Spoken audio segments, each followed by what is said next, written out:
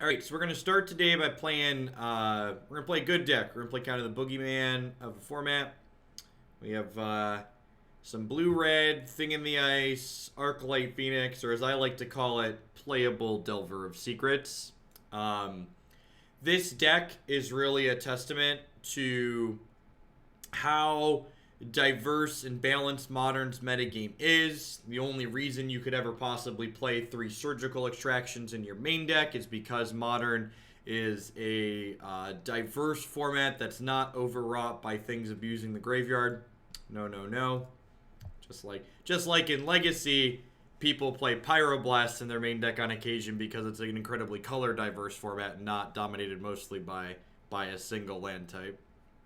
So this deck is, so this deck's been taking the format by storm, and it really kind of adheres to, we talk about like what makes good Modern decks, what makes bad Modern decks, and this Modern deck does what we what I talk about when I talk about good Modern decks. So this Modern deck has really powerful linear draws on the back of flipping Thing in the Ice quickly, as well as putting much Arclight Phoenixes into play, but it also has a very small touch of interaction in Lightning Axe, Lightning Bolt, and Surgical Extraction to slow down other linear decks on the off chance they're going to try and race them. Good morning, Marianne. Thank you for the 11 months. I just hit my 12, but Twitch isn't letting me announce it yet. Well, hopefully it'll do that soon, gamer. Thanks for the biddies. Hope you're having a good Thursday. Morning, Super. Hopefully we'll be able to do some things that make some sense. I feel like these builds have gotten a little bit more streamlined since Ross originally posted them, like at the full 12 cantrips now. The Miser, Pyromancer Ascension is interesting. I like the Snapcaster Mage, especially in conjunction with Surgical. I gotta imagine this deck has a real good Dredge matchup with all the Surgicals made. It is kind of funny that, like, if you're in more fringe combo matchups, you can, like, Thought Scour them and then try and Surgical their key pieces, which is funny. Yeah, I mean, and this is, hands like this are a good example of why Surgical Extraction is in the main deck. So, like, this hand, for instance, regardless of what my opponent's doing, we're probably going to burn the Surgical on turn 2 here in order to try and actually, so I talked cheekily about Thought Scouring our opponent. I'm actually going to Thought Scour my opponent here, because if we hit one of their other 2 Tron pieces with this Thought Scour, we can Surgical their Tron pieces out.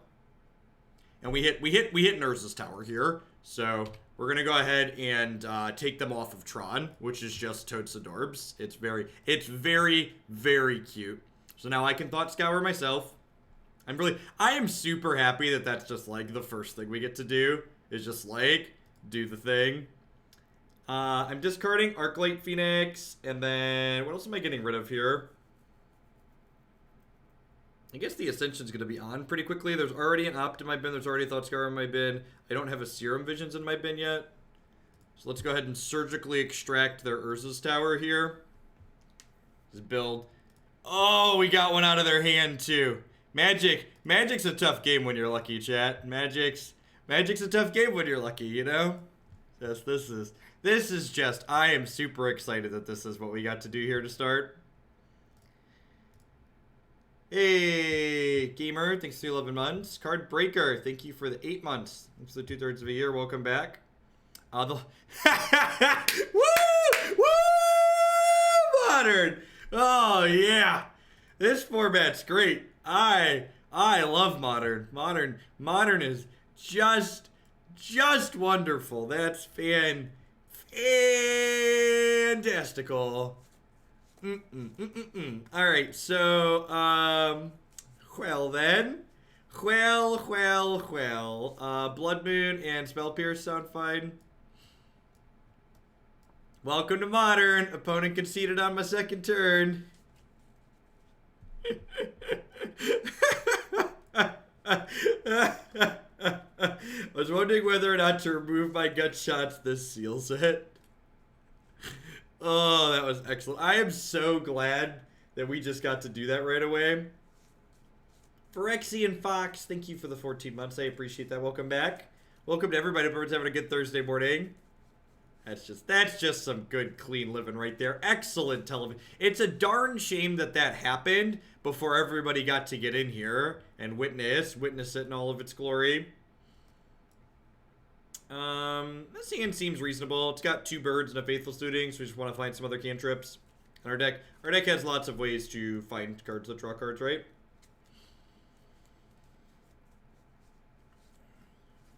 I mean, we know Surgical's good in this matchup because my opponent's playing magic cards. So, like, you know, it's tough. It's tough to...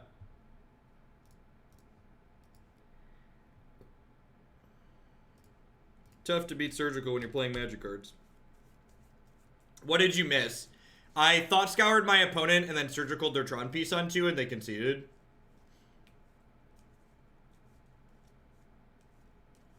Sounds good, Sheriff. Oh no! Oh no! Is this the part where I concede on turn 2 because they've surgicaled me? That's how this works, right? They cast Surgical Extraction, we concede. That's what my opponent did last time, so I feel like I should. This has been a good lesson in why Surgical is an $80 magic card. Just so in case people have been wondering that, why is Surgical an $80 magic card? Is it already the deck of the day? It's super early for that. I also don't know that I'd pick modern decks to be the deck of the day twice in a row. So like Vanafear Chord was very easily the deck of the day yesterday, so I don't know if I want to do another modern deck of the day today.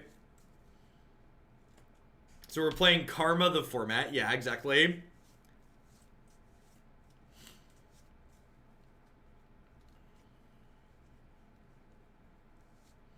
Scry me a river, baby. Alright, so there's a forest in their hand. Okay. Alright, so we drew the Surgical, so I think I'm supposed to try and hit their tower again, because I have double Thought Scour. Again, because I want to play the Surgical this turn regardless, because I get to flip my TT over.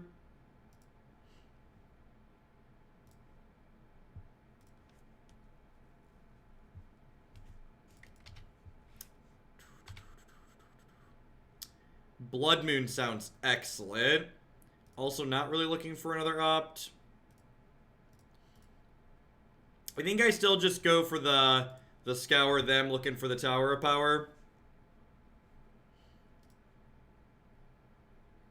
That's a power plant. Alright, so we missed on those. They've got an Ancient Stirrings in their bin, though, so that's probably the take. Take Ancient Stirrings, hit them for a bunch.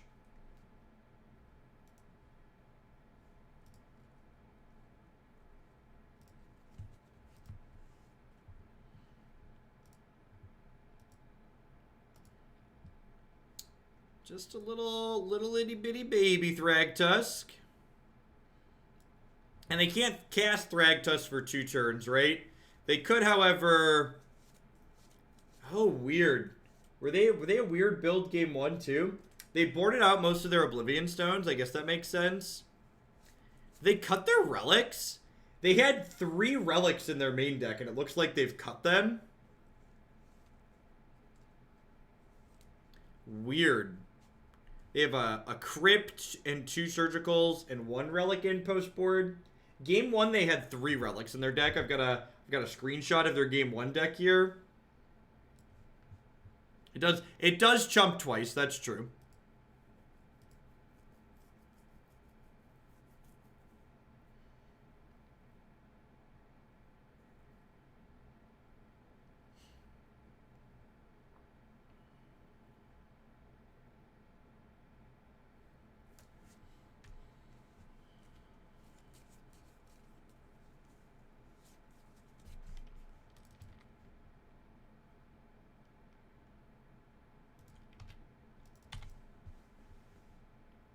Wonder if I was supposed to fetch another red source. That way I could just, like, cast Crackling Drake off any other land.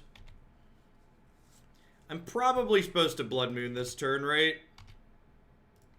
So this puts them to 4. And then Thragtusk buys them 3 turns, basically. It gains them 5, putting them to 9, and then blocks twice.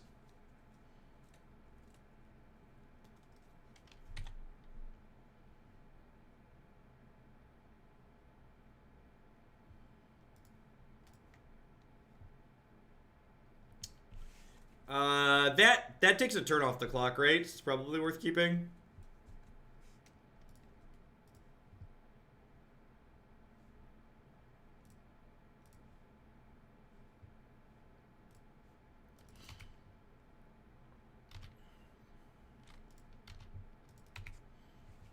So we're Blue Moon now. Well, we're like Blue Moon with a clock, right? Would the Blast be too powerful for Modern? No, I don't think so. I just also don't think they'd be very good. Like, the Blasts are only good in Legacy because Legacy, like, kind of has an incredibly narrow metagame overall. There's infinite blue cards in Legacy.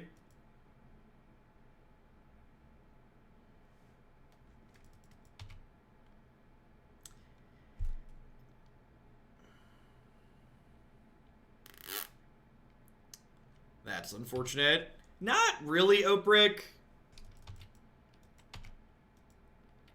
Theo, Anarchist, thanks for the 8 months. I appreciate that. Welcome. Thanks for keeping me around. I really don't understand, like, I guess what it's doing. I guess Thing in the Ice is really good. I don't know. Every time we've played this archetype in the past, I've always just kind of, it's always just felt kind of like, well, why was that better than the other things we could be doing in the format?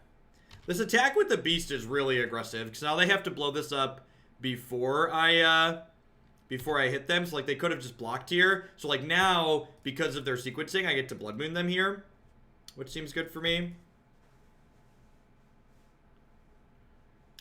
Kaya is the best Planeswalker. I really hope we get more, like, Kayas and Domeries and stuff like that. Just, like, Planeswalkers that are, like, reasonable in the right shells and in the right metagame, but, like, not just, like, a must-include in everything.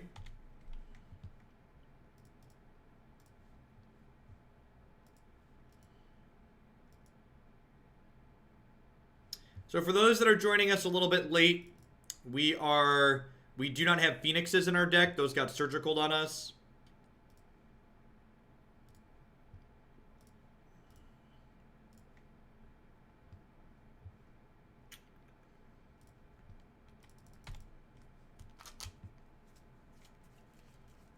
We do have Thing in the Ices and Crackling Drakes with which to finish the game.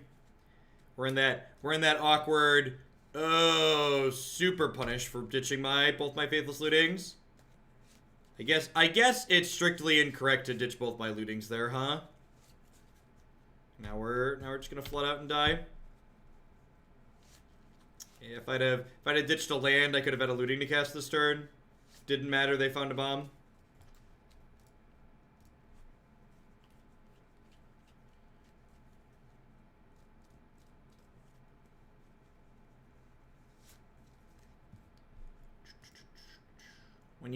When you are in a top deck race against Tron, you generally don't win.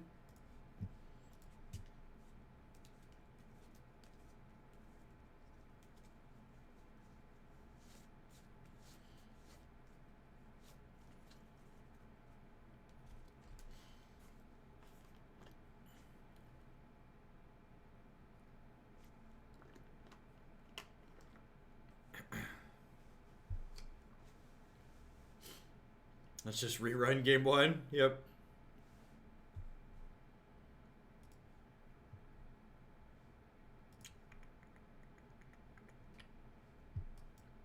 Well, speaking of rerunning game 1,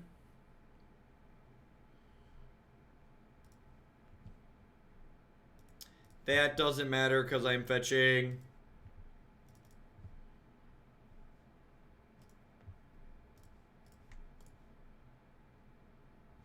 We missed. We missed, chat. We missed. Burgo, game 1, we thought Scoured Surgical Durtron piece, and it was glorious. They conceded on the spot. I'm a little sad that we can't relive it now.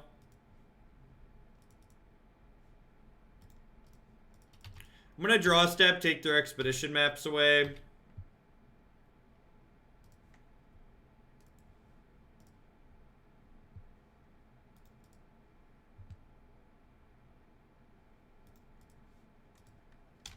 You can always find all of my decks on the Stream Decker page, Fleckmister. You could also, sweet, we got one out of their hand. You could also find lots of goodies on my website.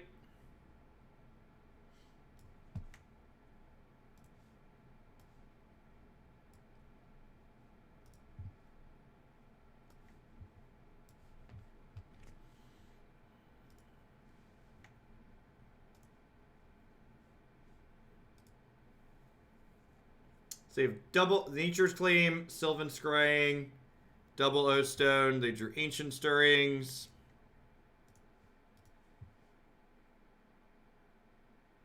Yep.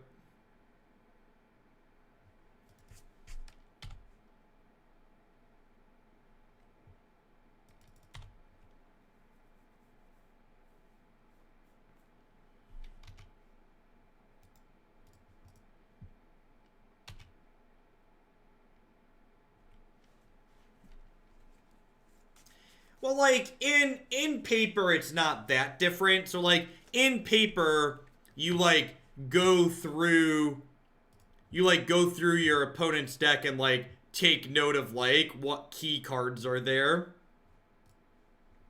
Like, oh, my opponent has these sideboard hate cards. My opponent has these threats. It doesn't take that long to, like, do that in paper. Turkey Sloth, thank you for the 10 months. I appreciate that. Welcome back. Thanks for keeping me around.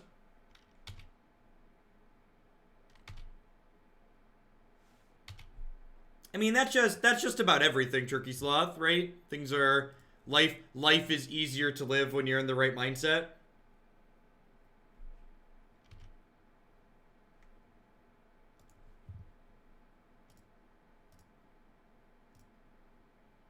It's not really specific to Arena or anything like that. Alright, so my opponent's got a bunch of bombs in their hand, and they just need one Tron piece. So anybody who's read this book before knows that means they're about to draw Tron next turn. I am going to go ahead and deploy these Blood Moons. I know they have one Nature's Claim, but I'll get to deploy running Blood Moons over the next 2 turns, so that'll hopefully keep them off of Tronning me. So, we need them to not draw a tower this turn. Although, I guess they have Oblivion Stone too, huh? So maybe I don't want to play out both Blood Moons. This is the awkward squeeze, right? It's like, do I play out both Blood Moons in the face of Oblivion Stone? Alright, I think I'm just supposed to race them here at this point.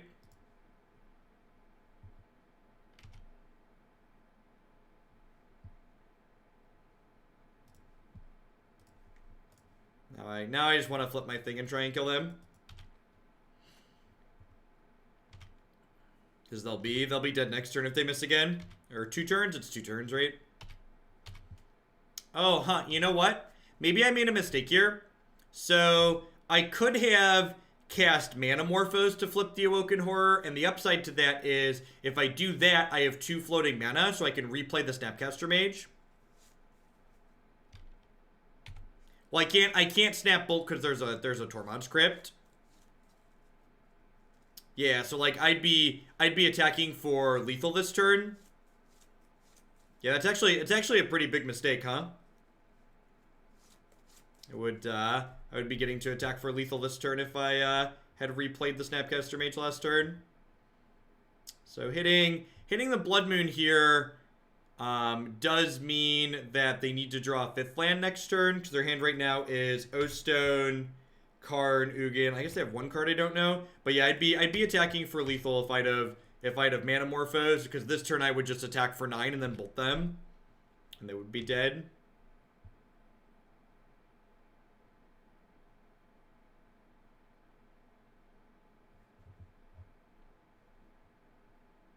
Oh, that you're more motivated to play Arena when I'm having a good day. That makes sense. I misread what you posted, Sloth.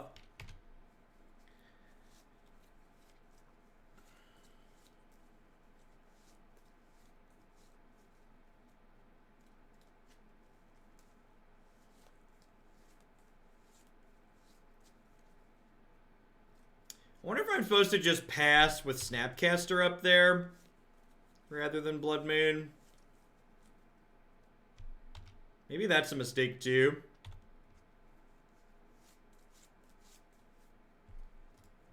I'm really glad Magic's easy when you're lucky. If I had to be good at Magic instead of just being lucky, I'd win way less.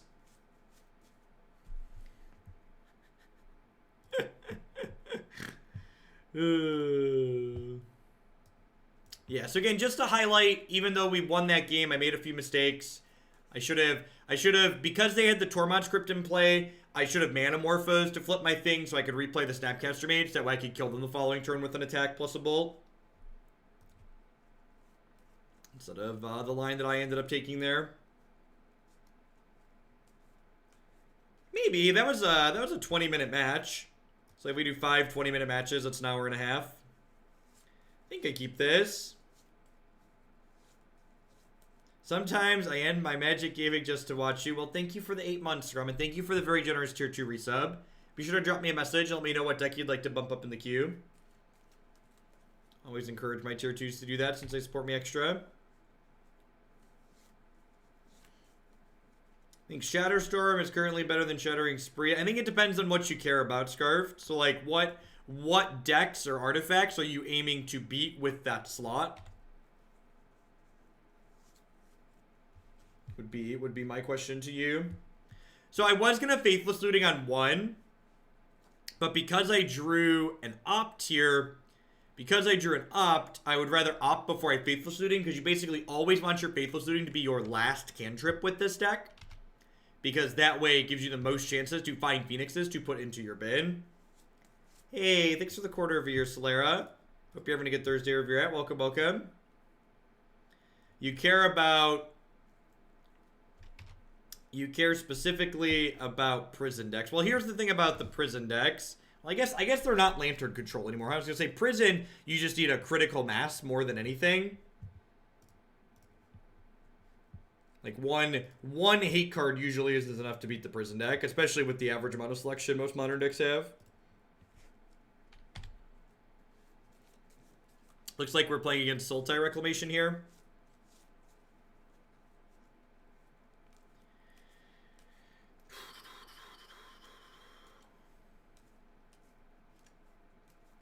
The Bant Banifear went really well yesterday. I updated the list on my website to be banned. Selra. I will try and remember that. Hey, Slouie, thanks for the 3/4 of a year. Welcome back. Thanks for hanging out.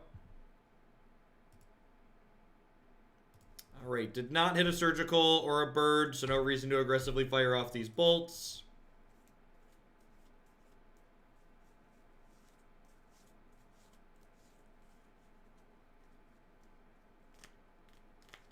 And this is the tough part of this archetype that I felt even in previous iterations of this deck. Is sometimes it just feels like I just sit here and spin my tires and don't really have a lot going on. Like when I don't have a Phoenix going on, there's just not a lot to do.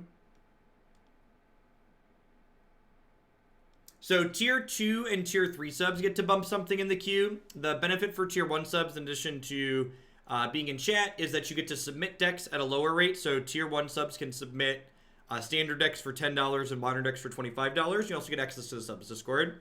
You can find all the details on how my system works and what the benefits are for the different sub tiers on my website here. Did Moto lock up? I think Moto locked up because there's a foil over here. Just Magic Online things. I really wish that this application had an option to just disable the foils. That would be ideal, so I don't have to like have it crash every time. Half the time, I feel like Moto's current code is like, is there a foil? Flip a coin.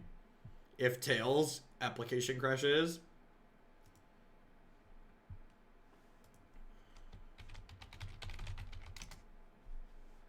The Mr. Lifeguard cashed in that Twitch Prime again. Thank you very much and welcome back. Thanks for keeping me around.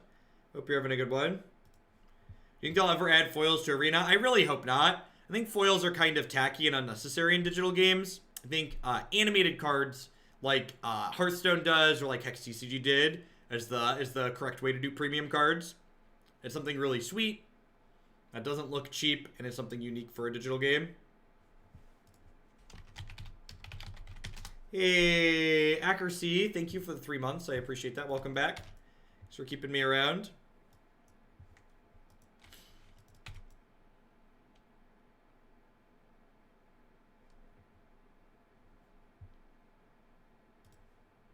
Yeah, it is double alerting still. Hopefully they fix that at some point. It like says when you send your prime, then like lets you send another one when you send a message with it.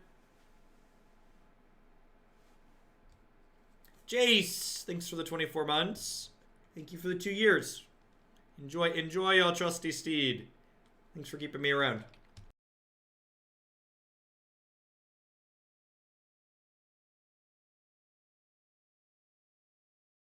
I think I'm supposed to hold on to these bolts because I could draw Phoenixes.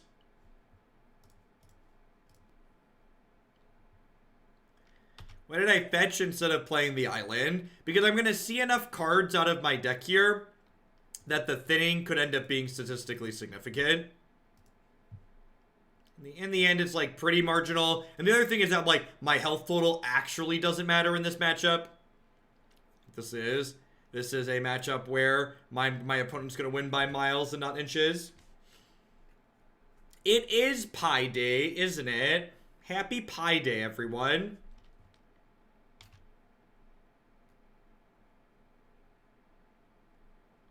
I think the sub-only chat has improved both my content and my mood while streaming.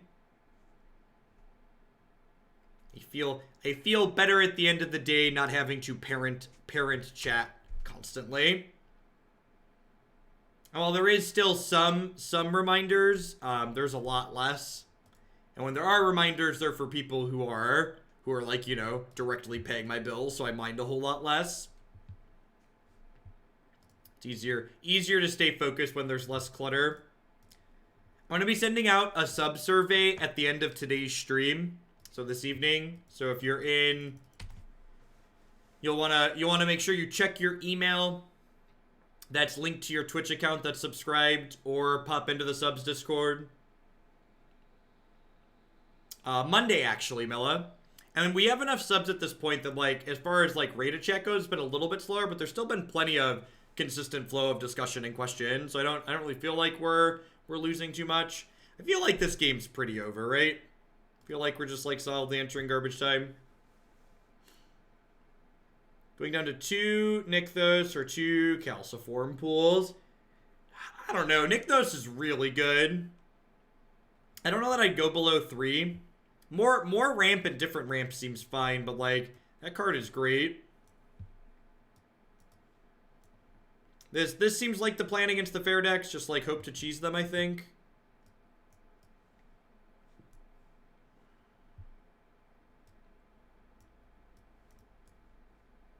I don't think this is a surgical matchup. Yeah, and like I said, if you have thoughts or opinions on the sub-only chat change, that's going to be one of the questions in my sub-survey that I send out for the quarter later this evening. So be sure to check that out and give your responses. Or if you just have other things you want to let me know about the stream in a more formal way, it's like 3 or 4 questions that are multiple choice and then a free form answer field. It'll be very similar to the one in December if you were here for that.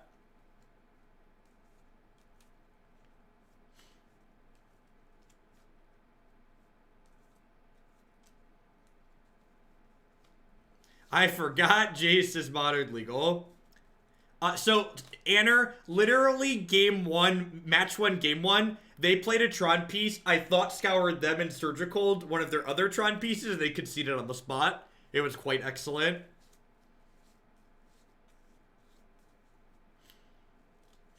It was quite excellent.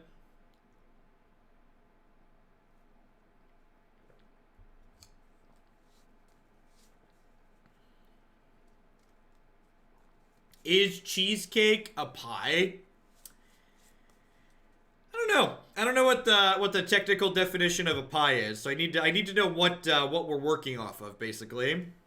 I mean, this is again like hands like this are kind of awkward in this archetype. It's like, well, do I Do I keep this? Because, like, my hand could be anything, but I genuinely don't know what it is just yet. Fadstrup, thank you for the 13 months. I really appreciate that. And thank you for the tier 2 resub. Welcome back. And Ferpsy, thanks for the Prime support. Hope you're having a good one. Welcome, welcome.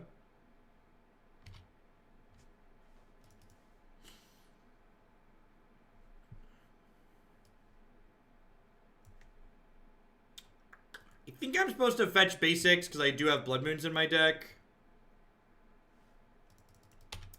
We're so smart and thin, chat. Just the smartest and the thinnest.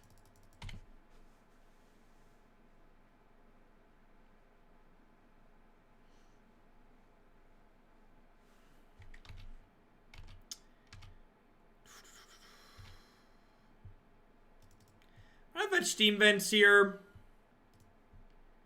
This might be wrong. It might be that I'm supposed to opt before I fetch, but like I don't want to like shuffle. I don't want to like shuffle cards I'm bottoming back into my deck. I just really want to find a third land here, huh?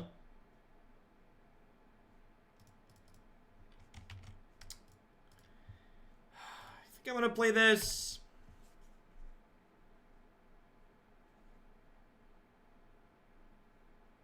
Getting remanded. A bunch of these decks play remand.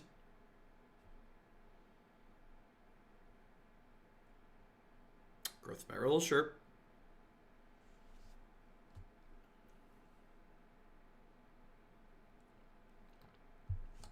And Fatal Push, rough.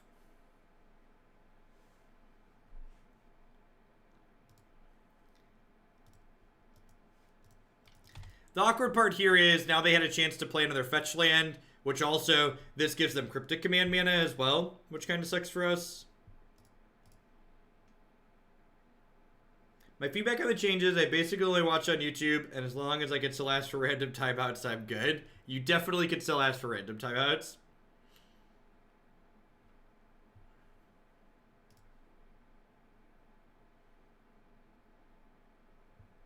Yeah, it will. Cheesecake, best cake. Why you have to be so mean? Why are you so mean to cheesecake? Cheesecake is just delicious. Just makes me... Listen, chat, you don't get to the body type that I have without enjoying things like cheesecake. Don't come after my snacks, okay? Don't come after my snacks.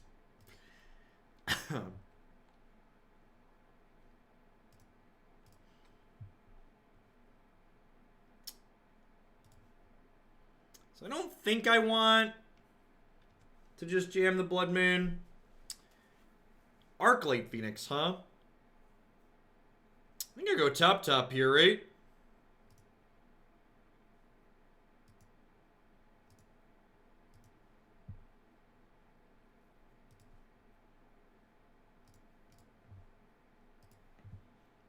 It is Banafear for standard. So I'm gonna ditch the pigeon, and I'm gonna ditch... I just ditch this opt? I might just ditch this opt. Yeah, so I'm gonna ditch the opt. This brings the pigeon back. Because I cast Manamorphose, opt, Faithless Looting. Yep. Next turn, we can Blood Moon with Spell Pierce up.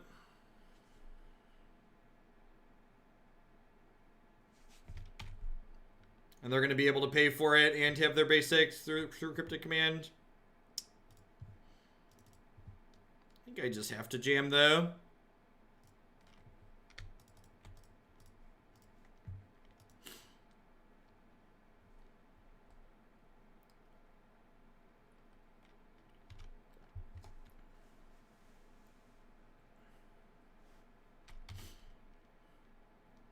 I technically should have, I should have left the basic island up, right? Because, like, now if this resolves, I no longer have Spell Pierce up for their next turn. So that's a mistake on my part. Yeah, that could potentially be a very big mistake.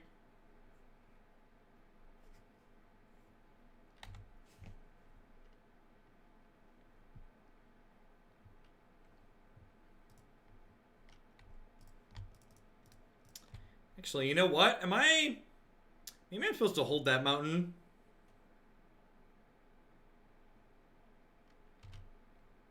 Sure. I don't really think there's any point in morphosing first, because like I don't have any counter spells that they can counter. That pierce counters, I mean.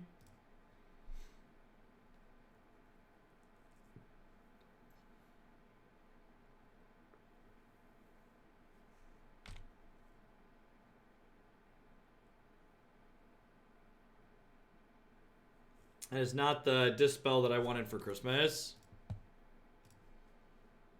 think I need to just play a thing here, so that way they don't get a free window to Mystical Teachings. But again, like, the thing in the ice doesn't even really do anything. They just, like, flashback Teachings and then kill it.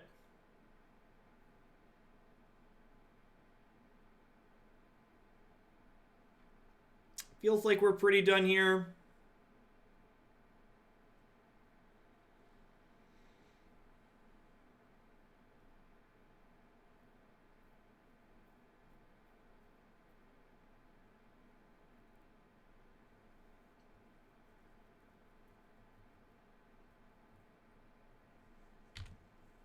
Really want to draw, like, Dispel, so that way we can force the Jace through the Cryptic command. Alright. So you're saying there's a chance. Take a chance on me. Do-do-do-do-do. Do-do-do-do-do-do-do-do-do-do-do-do-do-do.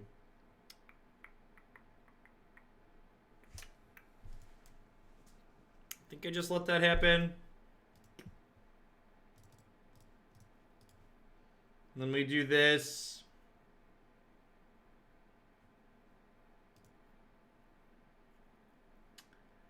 So now this forces them to snap the Remand to keep the Jace off the table, as opposed to being able to snap Fatal Push to kill the thing in the ice.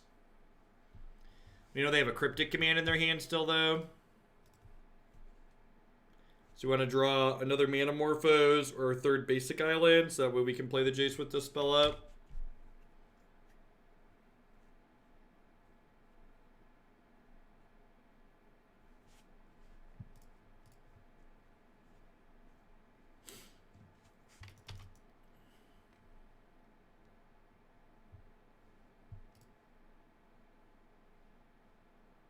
You know, I'm just going to ditch the Jace. I don't think we're forcing that through at this point.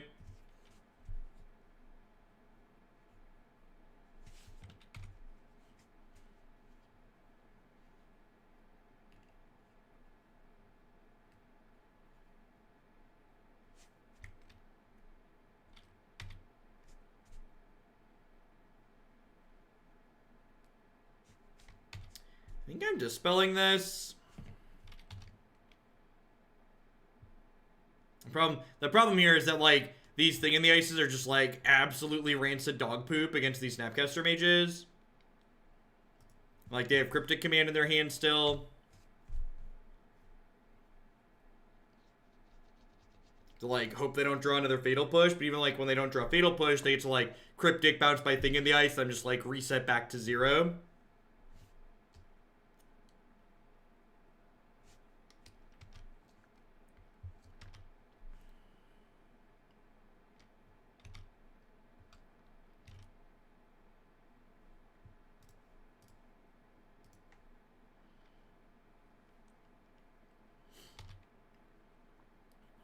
Have your toys back.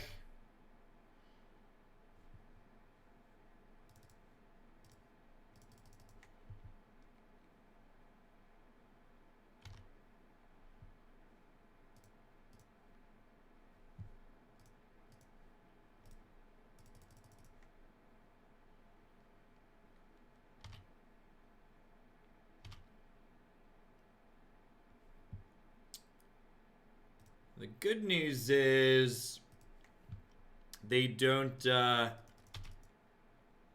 they can't snap Cryptic Command because they're only on 3 blue.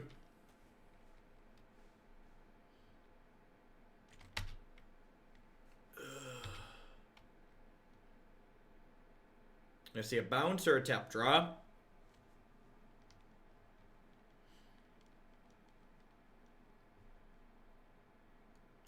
Oh. Oh. Yikes. Hey, it's a good line. I like it. I'm about to get, like, consume the meek or something here and die.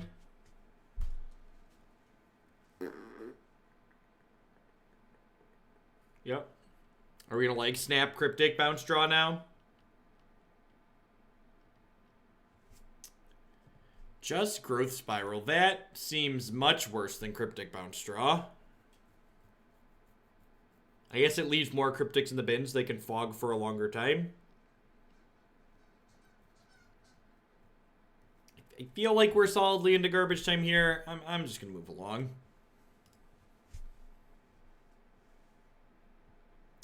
I understand that this deck's been putting up a lot of results, but it really does, like, obviously it's powerful. So I want to prefix what I'm about to say with this deck. It's very reasonable. If you like it and enjoy it, you should play it.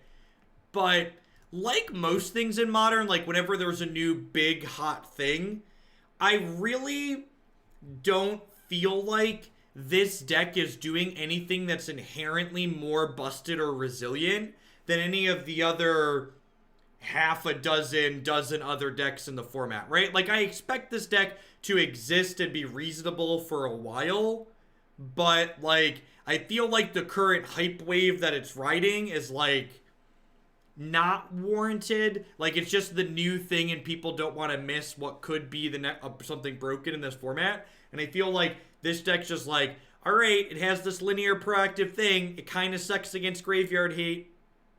Like, it's just like, yeah, it's just like, it's doing stuff, but I wouldn't, like, sell a deck that you really love and expect a giant win percentage increase by changing to this. Yeah, it's another 3-2 Modern deck that's abnormally popular. I really agree with that.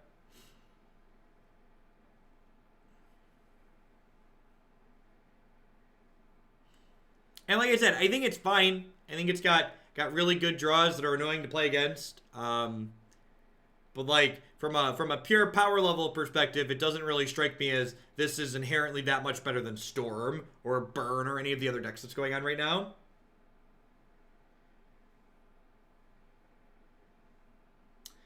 We played the opponent's deck on stream. I'd encourage you to go back and watch that set of matches to get my real-time thoughts and feelings on that deck, Demir Spy.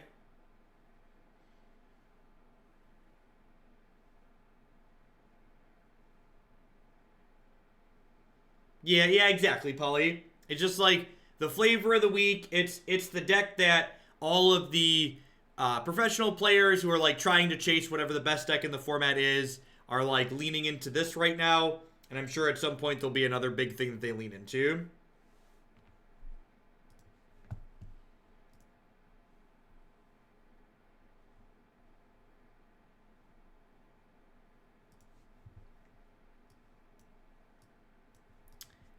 This hand seems reasonable, but again, like, if I don't find a Faithless Looting, this hand could just spin its tires and not really end up doing much.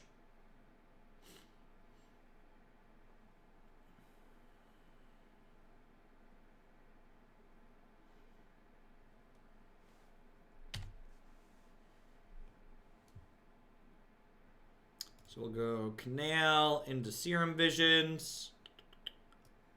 All right, we hit Looting and we hit Surgical Extraction. So, because I have the Morphos, I actually don't need Surgical to get my bird out next turn. So I'm going to bottom that against Blooming Marsh. Surgical isn't good in most Blooming Marsh matchups. They could be a Dark Confidant deck, which kind of makes me want to keep the Lightning Bolt, but I think I'm going to go ahead and hedge and just bin it. Just want to give myself the most possible chances to find a second Pigeon to put into play next turn. What's going on, Zoptic? Thanks for the 2/3 of a year and welcome back. I appreciate it. They have Bobby. But, like, you know, if we have kind of an aggressive start here, Bob could actually end up playing for our team, so... Yeah, I agree, Flash. I think the play patterns that this deck has are play patterns that people really enjoy, which there's a lot to be said about playing a deck that you genuinely enjoy, right? So someone asked about our sequencing this turn. We're definitely starting with Manamorphose so we can put the Arclight Phoenix into play. The question becomes, I think we're supposed to scour plus Faithless Looting, so Opt lets us see 2 cards, right? It's a scry plus a draw, whereas Thought Scour puts 2 in the bin plus draws a third, so that gives me 1 additional look to find another Phoenix to get into play this turn. And I think I'd rather prioritize digging for birds rather than just Lightning Axing the Dark Confidant, because like I said, I think if we, especially if we hit a second Phoenix, we're like gonna be pretty well set to just race this. Again, want to make Faithless Looting your last cantrip to give ourselves the most possible chances to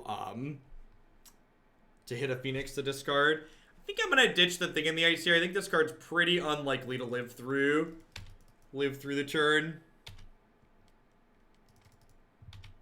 I could Axe Bob rather than looting, but that gives me 2 less chances to find a second Phoenix.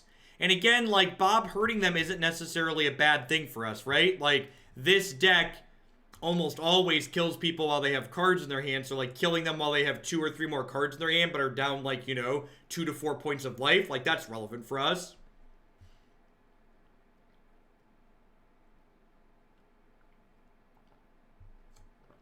Yeah, it's definitely, this is definitely one of the closest things to a fair Xerox deck Modern's ever had, right?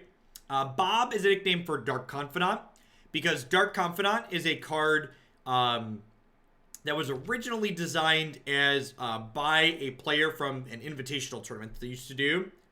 There used to be a tournament that when you won it, you got to create your own card.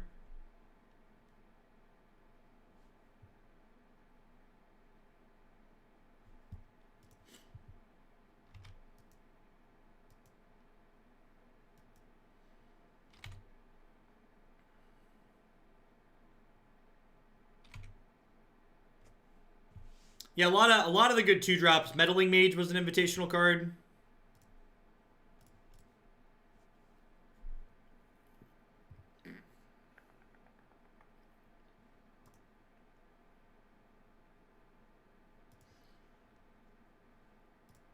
I guess I'll keep this. I guess I'm gonna kill the Bob at this point. They're high enough and low enough on resources that I'm going to go ahead and kill the Bob and the Liliana, I think, here.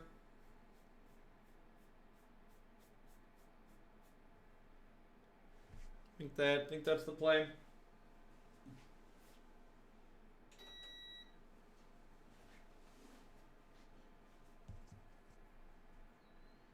They have a Kalitas here.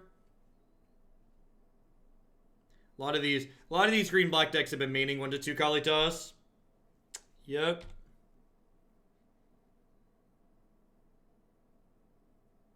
Which is another reason to attack Liliana last turn.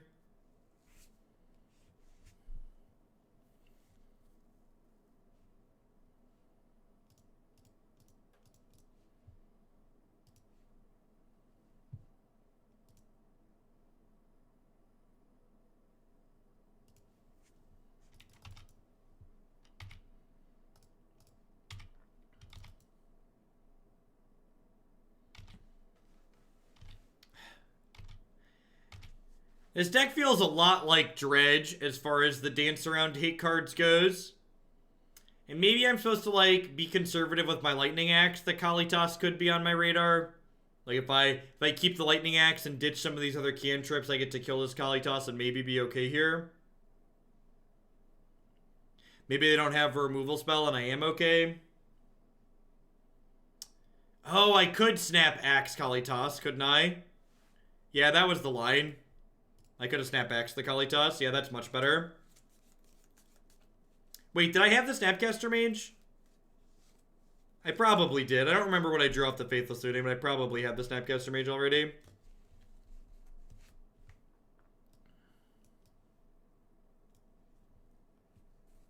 Did I just draw it? I don't remember. If I didn't just draw it, I should have snapped the thing. I got Mage off looting. Okay, I didn't mess up then.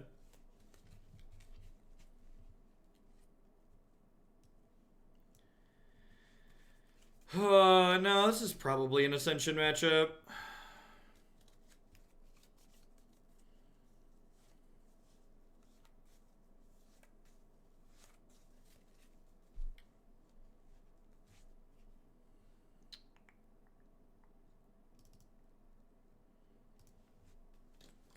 This deck feels a lot like playing Dredge, only people currently have a bunch of Dredge hate in their main deck.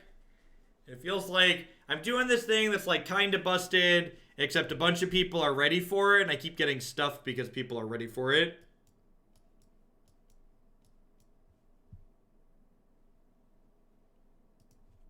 And again, like, am I supposed to mulligan a hand like this? Like, I think we're supposed to keep this. Like, the hand doesn't necessarily do anything, right? I guess I get a bunch of looks at Arclight Phoenixes for next turn, huh? So I get to go Morphose into blue-red here, cast Serum Visions, cast Faithless Looting.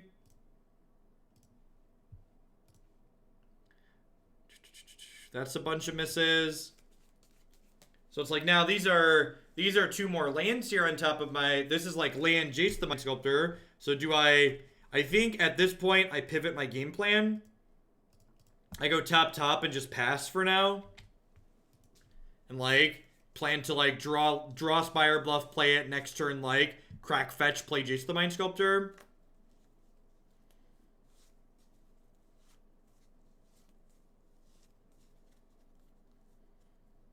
I have like Bolt and Lightning Axe to help me keep the board in check. Making Collective Brutality. It doesn't really do anything significant here.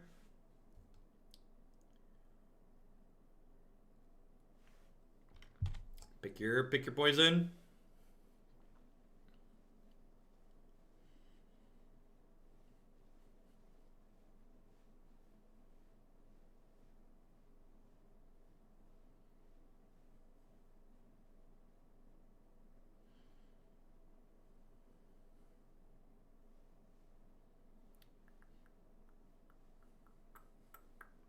I assume we're losing one of the 2 removal spells here.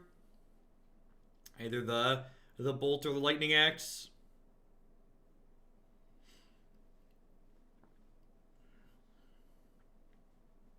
And then we can play Spirebluff next turn, kill whatever they play out. If they don't play anything out, we can snap Opt. Then we get to untap and play Jace. Jace isn't even that good here, though, because like they have like Assassin's Trophy and stuff like that. Well, that's unfortunate. I guess I have Jace to brainstorm bad graveyard cards back to the top of my deck.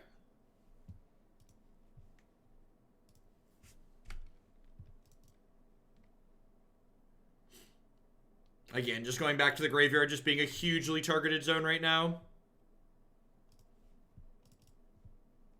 And like, obviously I want the card that's on top of my deck, so it kind of sucks if they Thought Seize me here.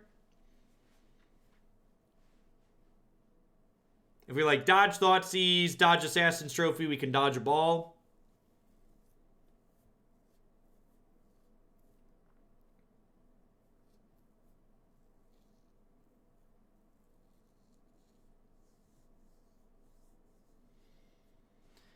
Get to play Scalding Tarn, brainstorm at least one of these Faithless Lootings away. No, it's also not good against Treetop. Yep. I guess the Treetop Village actually means I need to plus the Jace.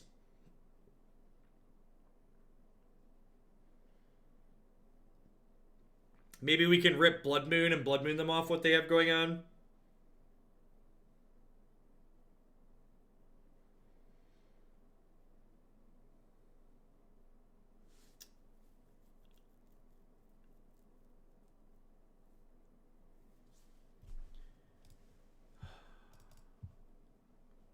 Maybe I'm supposed to... Yeah, that's probably wrong. I'm probably supposed to hold the fetch till after I Jace Storm. So I'm gonna scry here with this. Put this on the bottom. Yes. And then next turn, we hope to draw a copy of Blood Moon with our draw step or our Jace. So we want them to not go land, Fatal Push, activate Treetop, kill Jace. If they have Fatal Push... our Snapcaster dies and our Jace dies, then we're basically on nothing. If the Jace lives and we find a Blood Moon, we could be a-okay here. This could also just be Assassin's Trophy, just like killing my Jace after it only got to Scry. Again, kind of leaving me with nothing. Yep. The opponent has a Graph Digger's Cage in play, which prevents me from putting Phoenixes into play. And Faithless Looting from flashing back. They also have Scavenging Ooze out.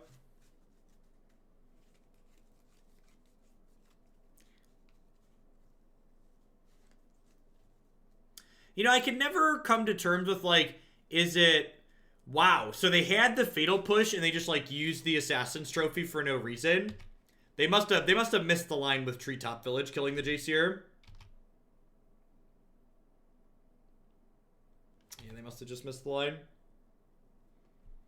Here we get a couple of shots at Blood Moon here to maybe steal a win.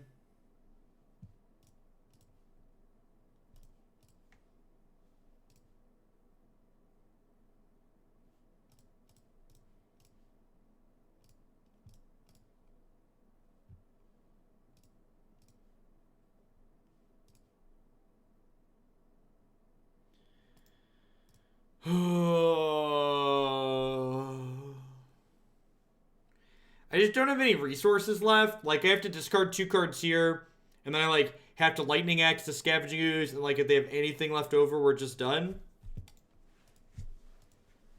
I can't figure out if playing this deck is refreshing from the other side of the table to understand that this deck's not all that busted, or if it's frustrating because it feels like... It's like when you play against Tron versus playing with it, right? Like, when you play against Tron, it feels like they always have the Tron.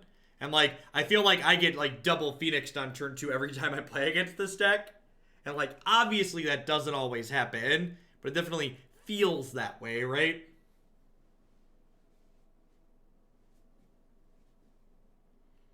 Yeah, I think we're going to run a little bit long today. Clean up some of the hours we missed yesterday.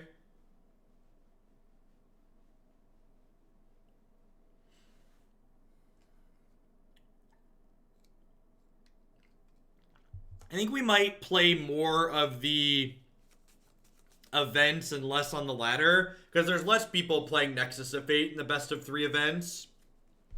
And that's the real thing that just, like, feels like a sour mood for Standard. It's like playing against the Nexus of Fate decks just really sucks. It's like even when you win, it's just not fun.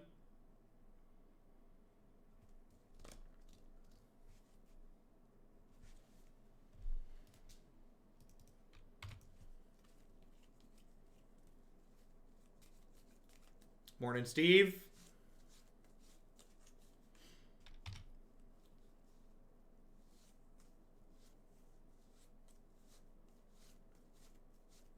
Nice, Otros. Hope you enjoy it. Linux is fun. Lots of fun customization to have. The analytics gone as expected, or are you surprised in the positive? It's tough to really getting objective data out of Twitch. There's so many different factors that are, like, outside of my control that I can't really account for. I think overall my numbers are better than I was expecting them to be with the sub-only chat. I was honestly expecting the sub-only chat to hurt viewer numbers more than it has. But the other side is, like, I can't really tell 100% if that's what's bringing it down to, just because what's the word? Hey, look, we found the deck that can't beat Thing in the Ice. That's nice. Like, Nox, Jackas, thanks for the 2-month resub. I appreciate that. Welcome back. Nox took some time off because his other kid was just born, so, like, that was boosting my numbers previously. And, like, my streams have been a little bit shorter on a whole since I've been ending by 3 o'clock, so that also impacts the average viewer count, because the way Twitch works, the longer you go in the day, the more viewers you tend to have on average. But overall, I think the sub-only is going well. And like I said, I'm going to send out a poll tonight to the subs to see how the folks who actually pay my bills feel about it. The feedback in chat from people here has been that they enjoy me being able to pay more attention, which seems ideal.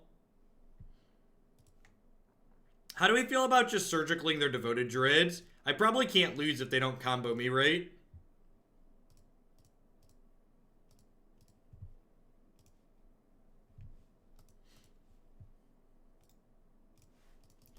Attack them for 7, and on their draw step, I'm going to surgical their devoted druid.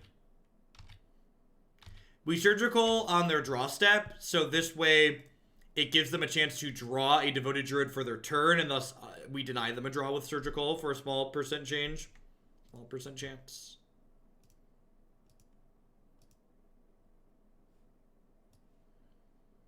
Pretty stock. They have Mirror Entity as a secondary way to spend infinite mana. Their hand's pretty good, double company alongside the Noble Hierarchs.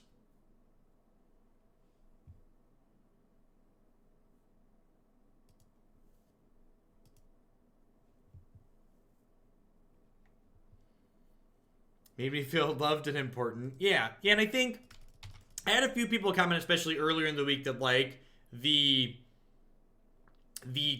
chat being sub only pushed them over into subbing finally too. And like at the end of the day, while more eyes does equate to some more money, it doesn't equate to that much more money really. So like if there's slightly less viewers at the cost of like a better chat experience for the people who are supporting me, that's probably a win overall.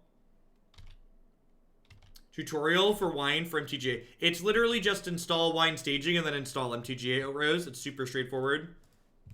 No, nothing special or weird to do really. It's not like Moto. That's some kind of .NET mess where you need a bunch of hoops to jump through.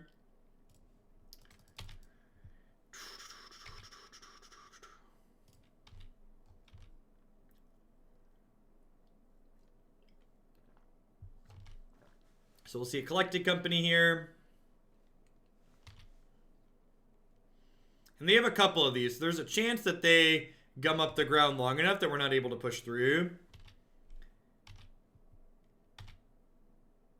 Hickahuck, thank you for the 12 months. We're still handing out Night Swords at 12 months. Just to keep them along. Welcome to the Knights of Hoaglandia. Thanks for the support. Hope you're having a good one.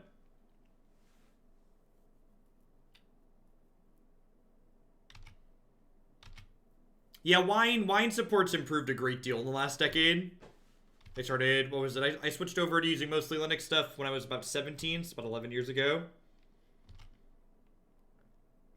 Hey, Platinum's RPGs. Thanks for the 6 months. I appreciate it. Welcome back. Thanks for keeping me around.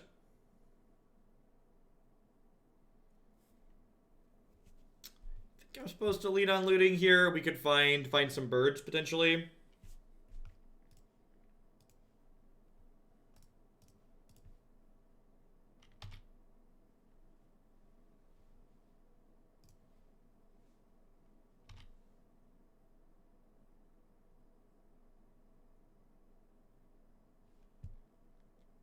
Yep, yeah, I agree, Sag. So that was basically the conclusion I had arrived at, that it was like, well, I probably stand to make more money by leaving the chat open, but I'm probably going to be happier with it not being open, so let's just have it not be open.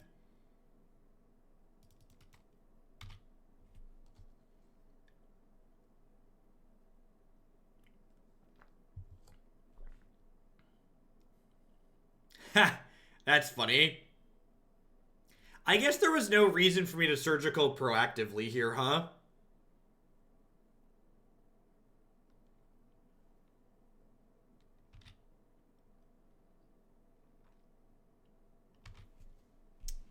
I've collected companies for days now.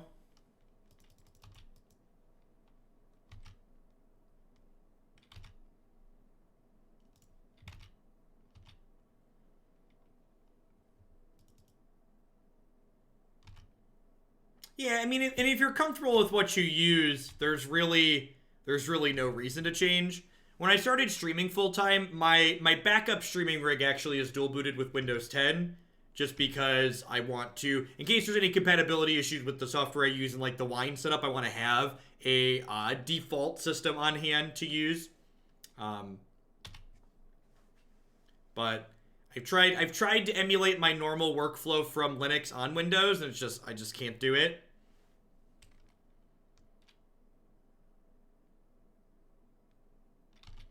Yeah, I think I agree with that to a degree too, Mazer Mouse.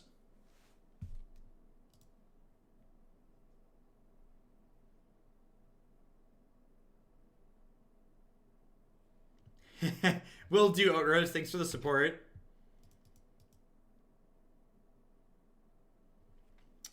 Alright, I think I want to bolt my way through these.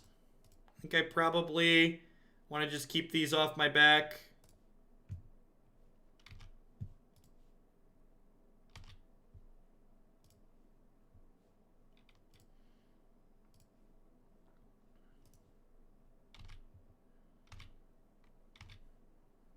It might be wrong to do that just because, like, if I find another bolt, it could be lethal.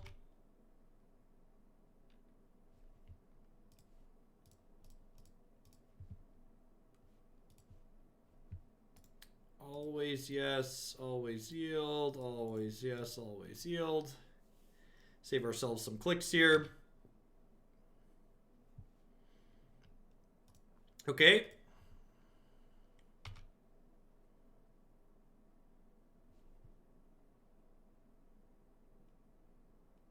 Okay, so now if I would have bolted them, they'd have died this turn, huh?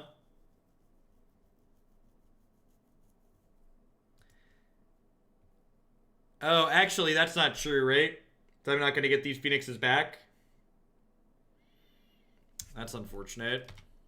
I really wanted to hit a blue cantrip there so we could actually get a head-on card. Because remember, while we got to see 4 cards there, the Faithless Looting requires us to discard 4 cards too. So without extra cards in my hand, it's just kind of providing like this awkward selection.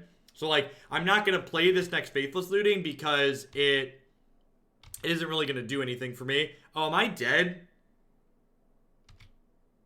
Oh, I shouldn't have attacked. I'm dead. I'm dead to a land. SCTR, thank you for kicking up to 505 sub-gifts. You've given the gift of speech. Thank you for the absurd support as always. Good morning to you too. So if they have a land here, they can make their things 3/3s and kill me. They do not have a land. Alright. So they're dead if I can chain some spells together. I definitely should not have attacked with my Woken Horror last turn, I don't think.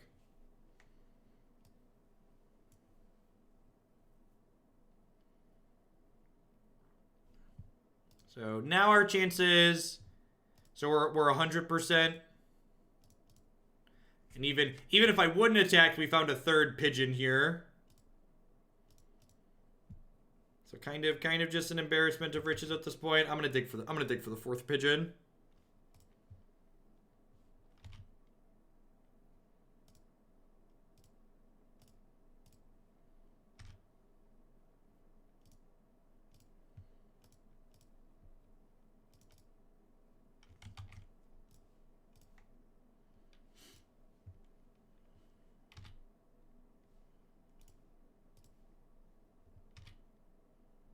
Yay, Patrons!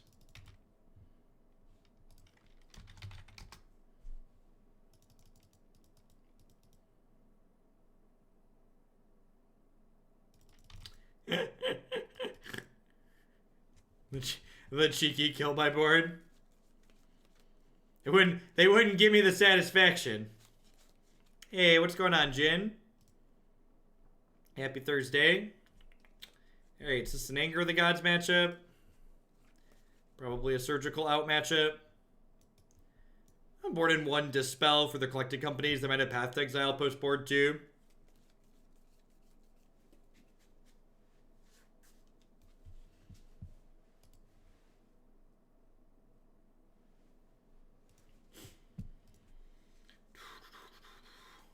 We're going full democracy.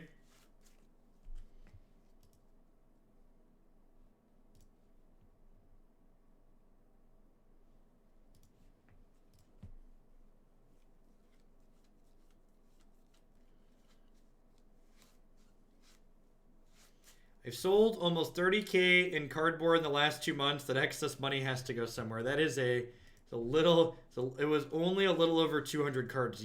Wow. You must have had, was there like black bordered power in there?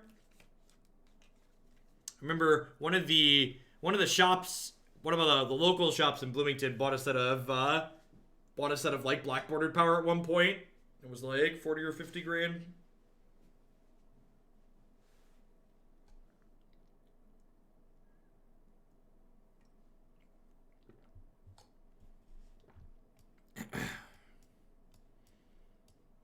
Bolt Snap Bolt's probably a keep. Again, just like a lot of these opening hands with this deck, you just don't actually know what your hand is because half your deck is cantrips. So one of the things worth noting is that you don't bolt Noble Hierarchs and Birds of Paradise against the Devoted combo deck because you want to save your bolts for the Devoted Druid.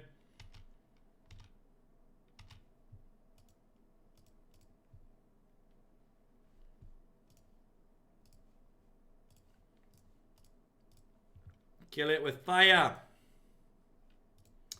Thing in the Ice is an excellent draw. Card's very hard for our opponent's deck to beat.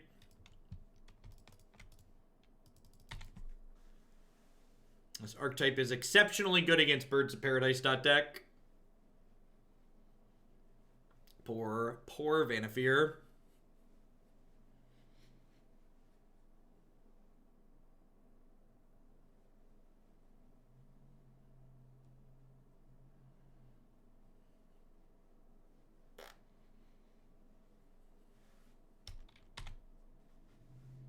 What's the current rank in MTGA? I think we were like 98 or 99% when I signed off last night. It was not a good scene.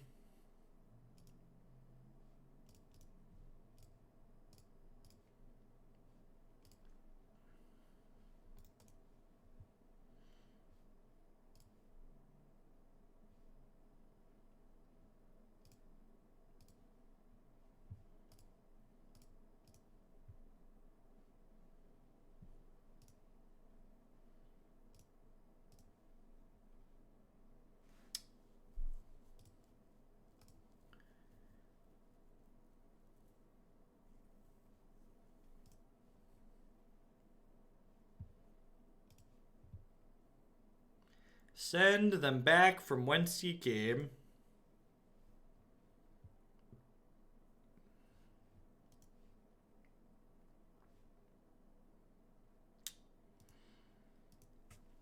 I think I just keep that. Like I have Bolt Snap Bolt, I have Lightning Axe, I have Anger of the Gods.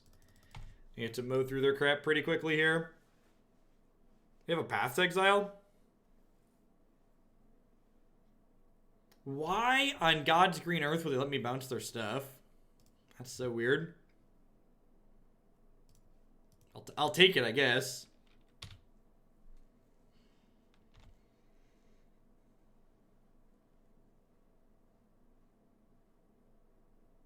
I do have one problem with sub-only mode. Since chat moves so much slower when Jeff doesn't laugh at my jokes, it means I have to face the truth that it's because I'm not funny, and I'm not sure I'm ready for that. Oh, the harsh realities that hit us.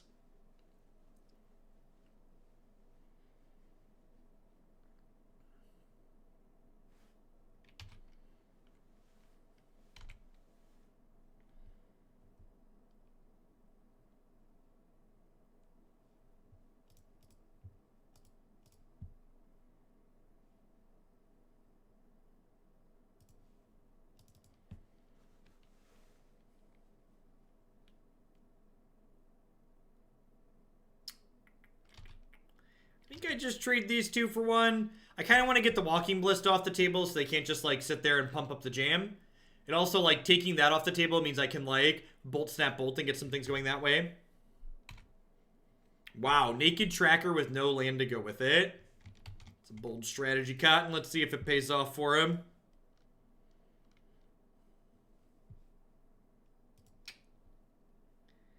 Okay, probably don't need another Lightning Axe here. The crap out of that one. It's possible I should keep the land and ditch the other Faithless Looting so I could Serum Visions this turn too. Can I get a witness? Yep.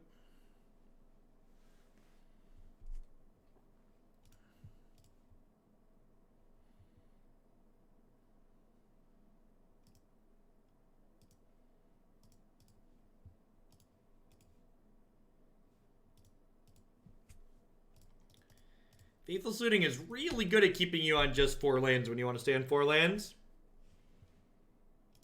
Got you, Otros.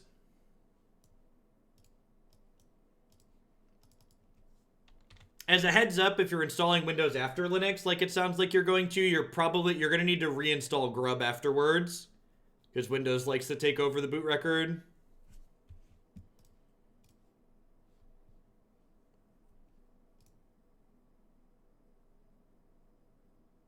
Push F4. What's going on, Rubito?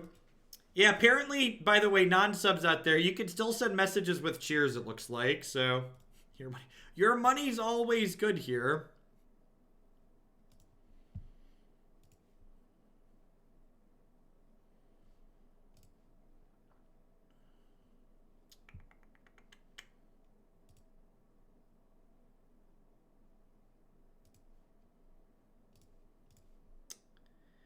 Am I flipping the thing in the ice this turn? I don't think I am.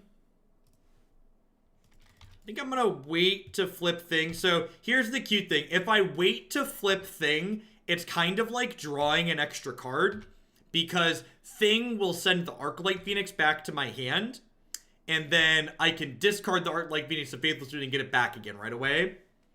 Call me Mr. Miyagi. Thank you for the Prime support. I appreciate that. Welcome, welcome. Thanks for keeping me around.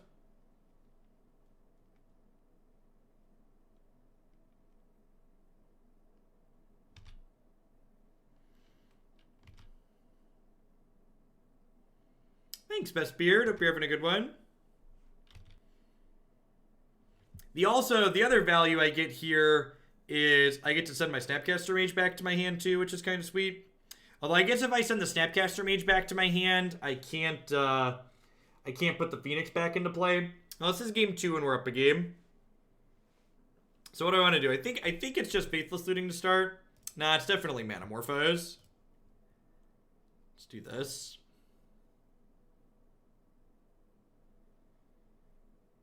I guess this does give them their Eternal Witness back, which gets them back Path to Exile.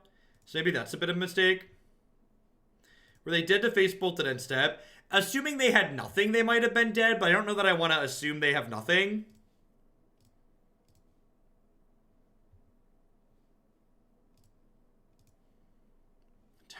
Don't haze the new kids, Rick. Don't haze the new kids, it's rude.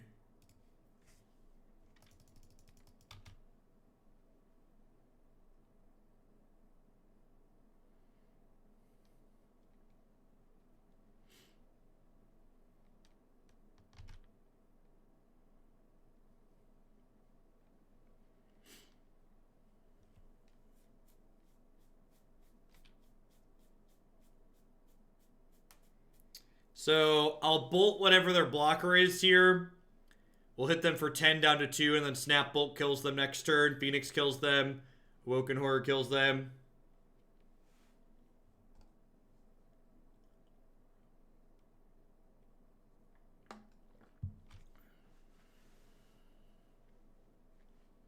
Now, I think I want to save the Bolt for a blocker here, Hickahawk, so I can just, like, get them low. Yes, yeah, this is the modern format. This is match 4. This is match 4, so we'll have... Looks like this game's about to be done. We'll have one more, and then we'll roll it into standard for the day. Cards in graveyards lose all abilities. That's rude. Let's get that one out of here.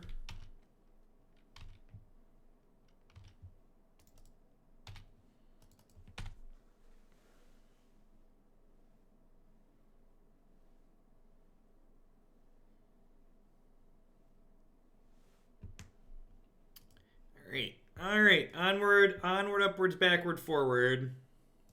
The matches where your thing in the ice are good and they don't have a lot of removal are really good matchups. The problem is that Arclight Phoenix if your Arclight Phoenix gets surgical and your opponent has spot removal, this deck really struggles to close. Do I accept Dealer's Choice for tier 3 decks because that'd be my mode of submission? Yeah, definitely, Turkey Sloth. Always happy to put decks of my choice into the queue.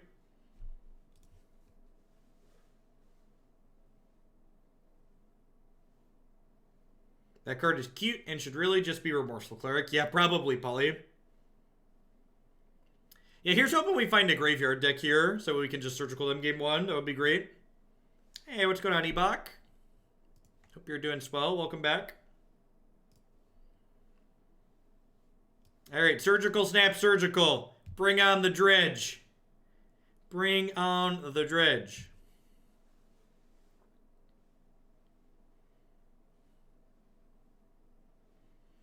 Do. Subs have given Dobie a choice of decks. Yeah, basically. I get to choose.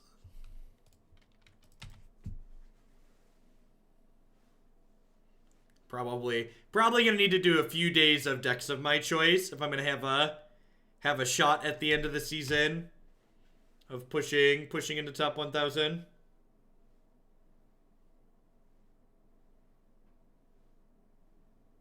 You mean current standard deck submissions, Bestbeard? I won't accept deck submissions for the new set until we have a full spoiler for that set. If you mean for the current standard, I don't know exactly when I'll cut those off because the cutoff is going to depend on how full the queue is as we get up to the day. So, standard... The excitement around brewing in standard is kind of, we're at like, this is kind of like the all-time low, like the tail end, like the last 4 to 5 weeks of the format. So the standard queue's actually slowly been shrinking. So there was a time period there where I was just taking in more decks that I could play through. And even with the reduced hours this week, the queue is still slowly getting smaller, which is ultimately a good thing because eventually we want to clear them all out, right? Adisu Energy, thanks for the 5 months. I appreciate that. Welcome. Thanks for keeping me around.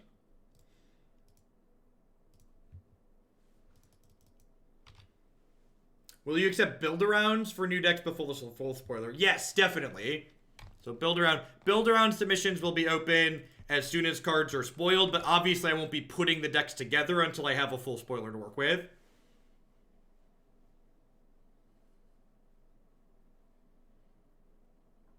Looks like Abzan this time. We played against Green Black earlier, and that seemed really tough. Our Blood Moons are a bit better against Abzan, though. So maybe if we can steal this game 1 somehow, we could punch him post board with a Blood Moon. Knowing that we're drawing TT, should we have held the Bolt for our turn? Honestly, wasn't expecting the Thing in the Ice to live, but yeah, you're probably correct.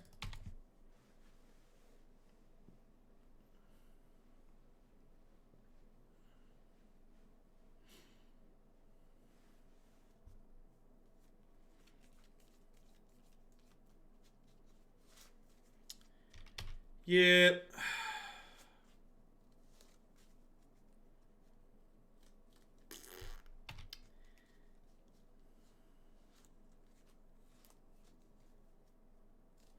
Asking as a tier 3 sub. I've actually just left the standard build-around price reduced, Talrand. So standard build-arounds have just been 25 since I reduced them.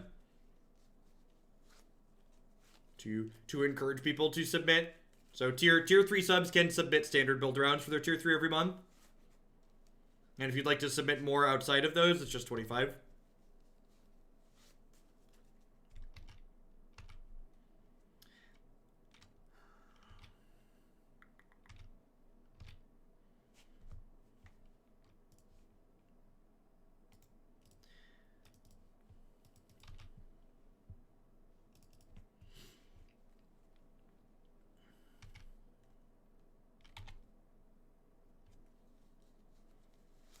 Is the new set going to bring a max ratio of Super Friends deck you'll let into the queue? I assume there's going to be a lot of Friends builds. Right, if we can get fortunate with the draw on this and get Pyromancer's Ascension active, we might be able to steal this on the back of this card going crazy. So we're hoping to draw an instant or sorcery that's already in our discard pile here.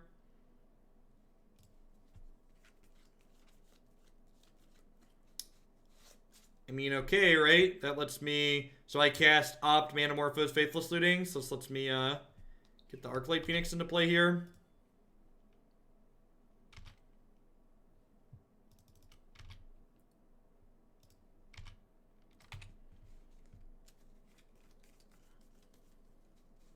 Caca. True Calc, thanks for the Prime support. Hope you're having a good Thursday, Riviera, and thanks for keeping me employed here.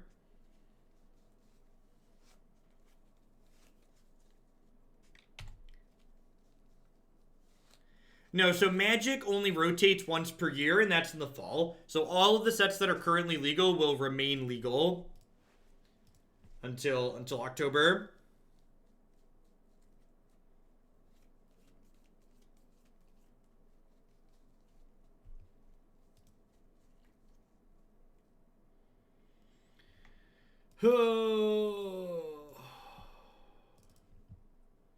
This deck really feels like a modern deck in that if my opponent wants to beat me, they get to beat me.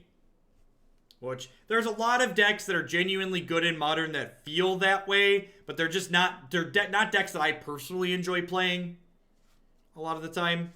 Like the games like Dredge, for instance, is a great example. I actually really like the actual mechanics of playing Dredge, but there's just so much graveyard hate that it's tough.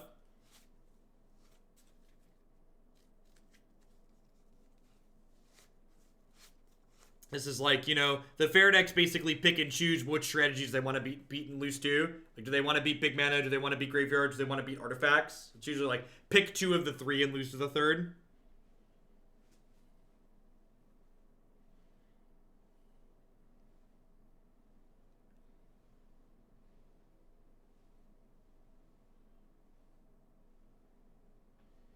Morning onset nonsense.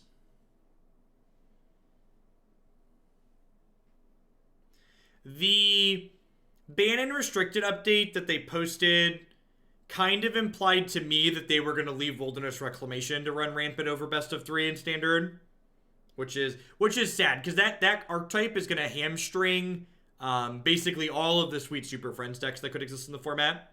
Like they're not going to be able to keep up with aggro and Nexus.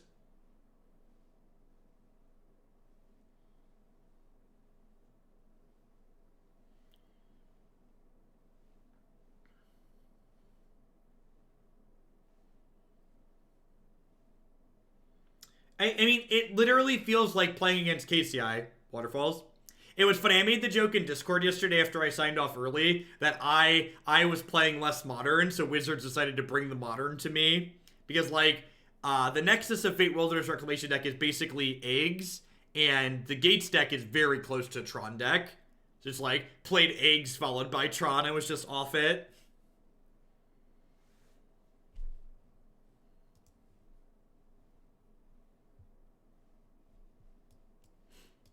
Yeah, I think this is a keep.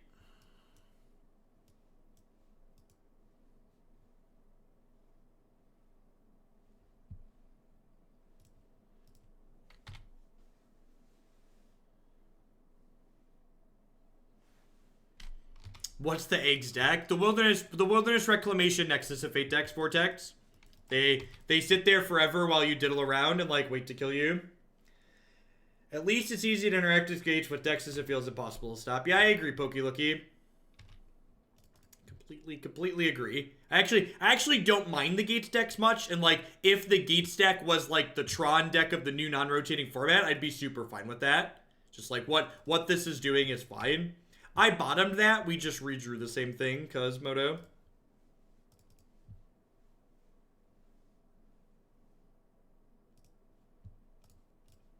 And the thing that makes it frustrating is the same thing that makes eggs frustrating, right? It's the uncertainty. It's the fact that you're like sitting there waiting to find out if you die. So like if you're trying to be truly competitive, you don't want to concede because there's like that chance that they brick and miss.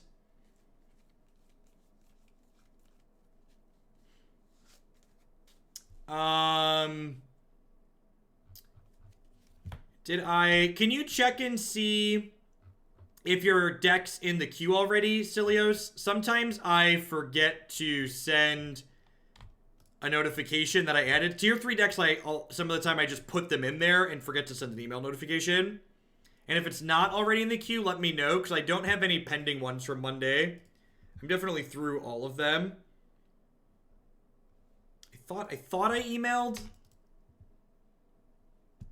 Check and see if it's in the queue already. And if it's not, drop me an email. I had someone tell me that some of my messages were going to spam for them, so maybe that happened.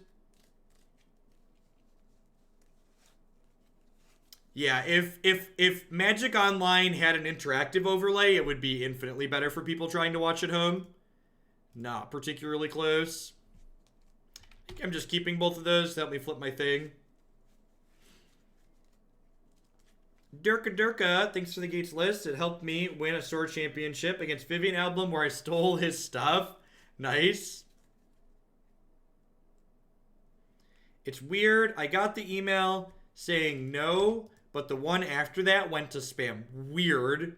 I hope my email address isn't flagged by Google.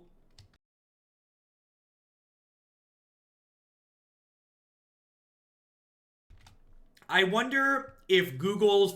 Can you do me a favor and make sure you flagged it as not spam in your email box, Admiral? Like letting Google know that that's an email you wanted? My I accepted your deck list is one I send to multiple people usually, and it's a template that I use, so like I just paste it in and send it to multiple people at the same time. So like maybe it doesn't like the fact that like I'm sending the same template to multiple people. So that's causing it to filter it to spam.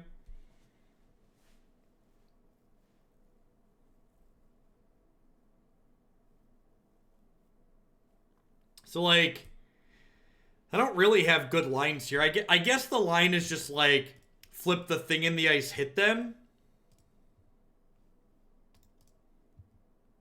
There's no guarantee that I even get to do that here, right? Because the opt has to find another instant sorcery, but like with the second Goyf, I can't. I was originally gonna play Jace and unsummon, but with the second Goyf, that's no longer a good line. Alright, that guarantees flips the thing.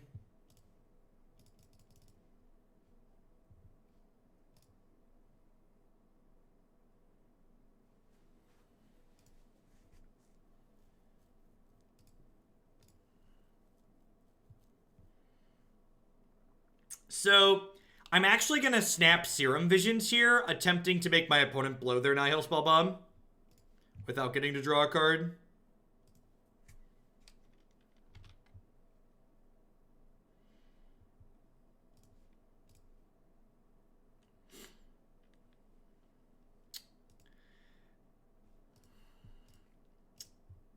I'm going to bottom both of these. If they brick on a land next turn, I get to play Jace and unsummon their Goyf. If they hit an untapped land, they can go land Goyf, which I think still just means I Jace unsummon. It might also be right to just like get the birds going or play the Crackling Drake.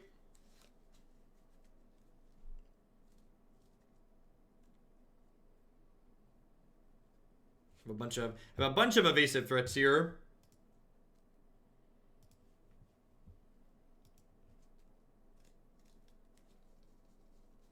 So Drake counts exile too, so Drake doesn't really force Nihil to do anything. I think I just Jace unsummon so I can hit them with the Awoken Horror again.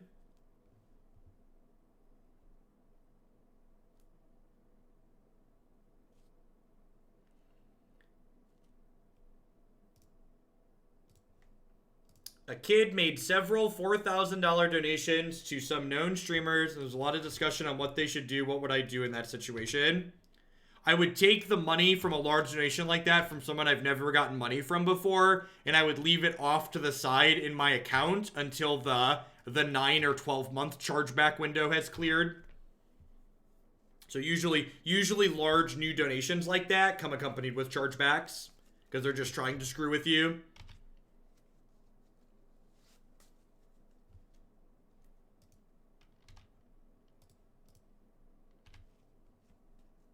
Check the email in your queue and found no Simic error. Yeah, please resubmit it, Sir Helios. Sorry I missed it. I'll double check. Maybe it got... Yeah, I'm not sure. Sorry. I know they have another Tarmogoyf, Punishing Waterfalls. So I feel like I'm supposed to block there because I know they have a Tarmogoyf.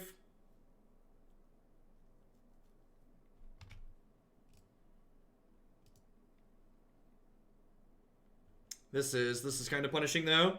Good play on my opponent's part here.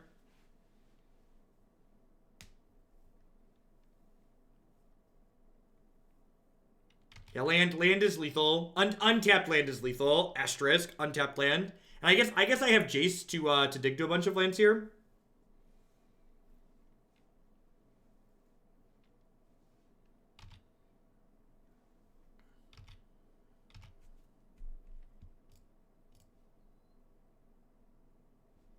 Perfect.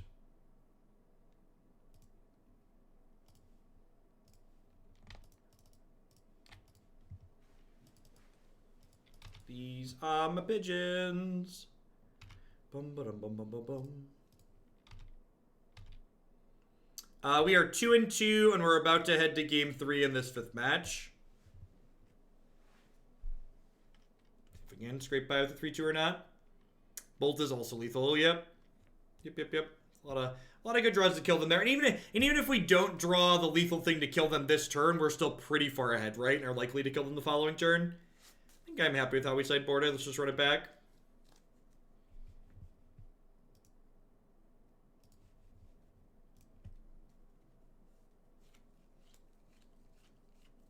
You've never heard about the chargeback thing in Spain. And every credit card ever gives you the ability to charge things back. From the streamer perspective, it's a nightmare that's basically impossible to fight. Basically, and it's not even just limited to streaming, just basically anybody who's providing a service for anything, you basically just get screwed by chargebacks. It's just a risk you take operating as a business.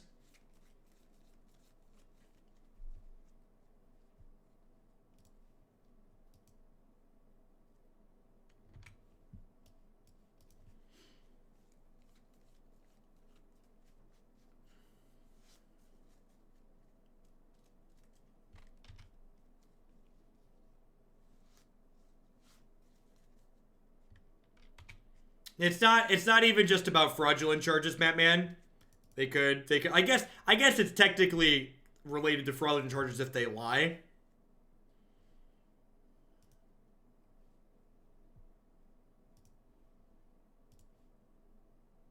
Well, the thing is though, Oatrose, like the company taking the credit card doesn't really get to make their chargeback policy.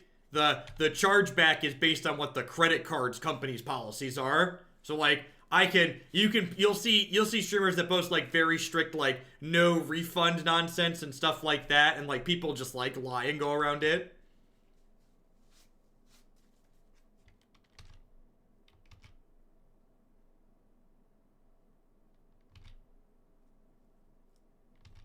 Correct. People can get in trouble if they do it too often, but it's like difficult. It's difficult. Something that's difficult to prove, right? Like, did they know or didn't they know? Man, how do I ever beat a 4-5? Like just blue red deck things. I guess I'm double bolting this, huh?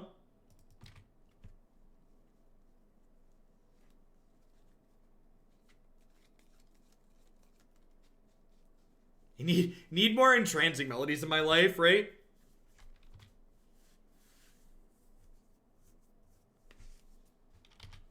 Correct, Rose. That happens in most places, right? Like I block people from donating money once they've done a chargeback.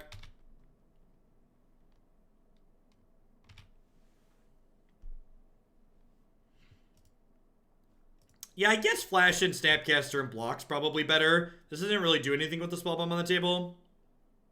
And actually, this might get the Spell Bomb out of them.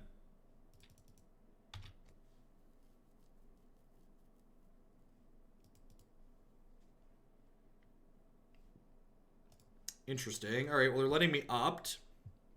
Well, since they're letting me opt, I'm not blocking this turn. Correct. That is why bits are great. Bits Twitch assumes all liability for chargebacks and stuff like that.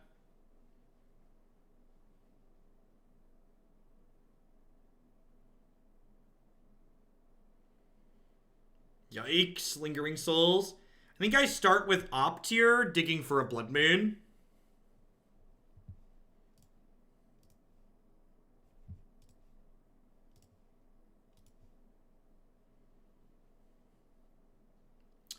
Crackling Drake. That's incredibly good. I'm going to bottom this looting since they have the Spellbomb sitting here. This turn's going to be block with Snap. Oh, oh, oh, oh, oh. I'm going to Serum Visions again.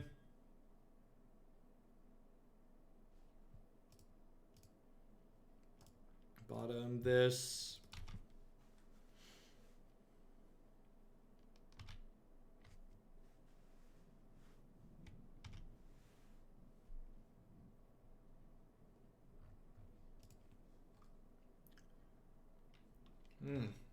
My bottle of Jack is empty. I have to transition to water for the rest of the day, I guess.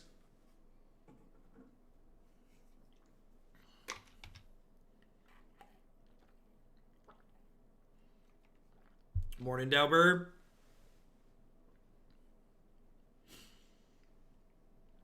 My day started extra early today. Jake poked me awake about 5 a.m. Was MTGO made by WotC? So originally, when MTGO was created a decade and a half ago, it was created by a company called Leaping Lizard Studio.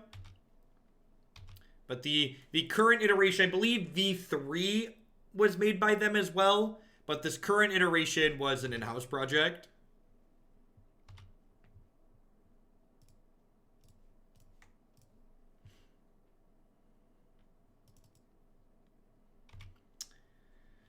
Depending on what the rest of their hand is here, this Crackling Drake might stabilize the board.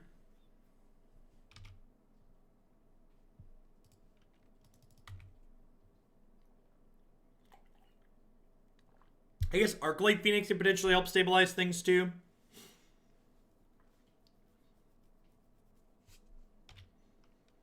Drake notably trades with a spirit here, which is nice.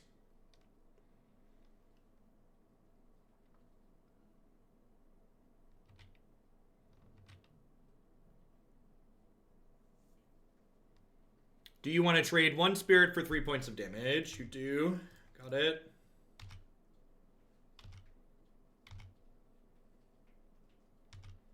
That is super aggressive. Can I kill them this turn?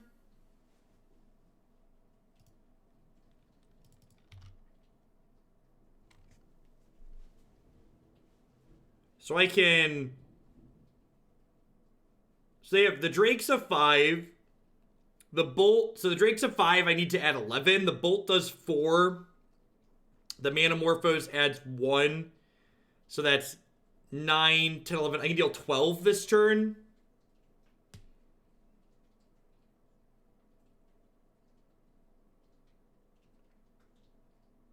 How do you feel about Mind Sculptor Unsummon? Well, the Drake counts cards in exile too. That's why it's good. This card is like an anti-graveyard hate card.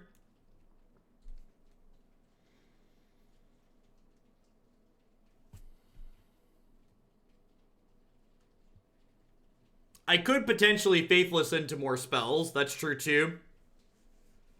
So let's say the Faithless, if the Faithless hits 2 spells, that's 3, 4 is 7, 8, 13, 16. If the Faithless hits double instant sorcery, we can actually kill them here, right?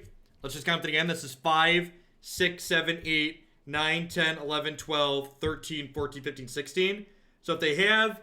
Yeah, I cast the Phoenix, Tom. So this costs 1 mana, this costs 1 mana, this is free. I shock this in, I cast the Arclight. So I guess I'm gonna start with Faithless Looting.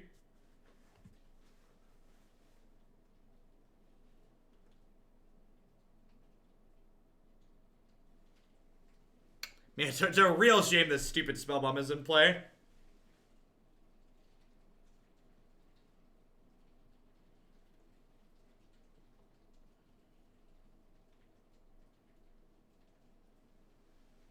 The Swedish Herring with the tier 1 sub. Thank you for that. Welcome, welcome. What if I ditch an Arclight and then try and opt or Manamorphose plus opt into into cast Phoenix, and then that forced them to crack the Spellbomb. The Swedish Herring and Spewlord, thanks for the tier 1 subs. Welcome, welcome. The conservative thing is probably just play Jace, right? The conservative thing is probably just play Jace.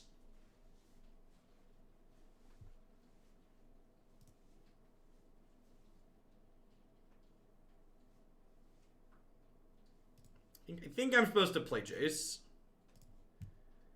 I'm going to play Jace, hold Lightning Bolt up. Unsummon the Goyf.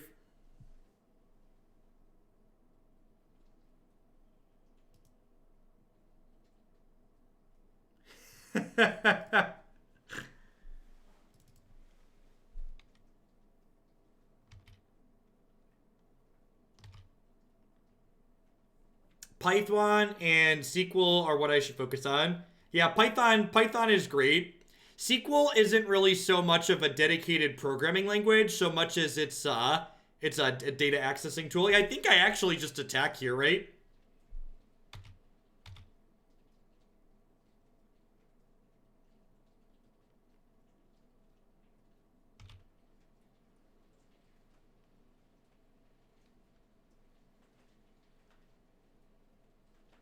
Morning, Ray Mile, or afternoon.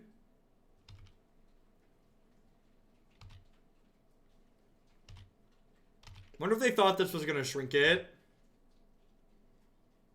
Yeah, Python's great. Whenever I have the option with what I want to start a programming application in, it's always Python. All right, so now I have to bolt the spirit in response here because otherwise I die because they have 3 spirits plus a shambling vent.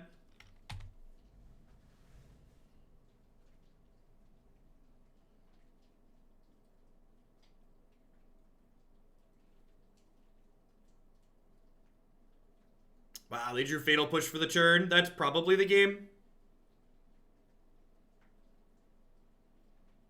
They get to kill my Jace now. Yep.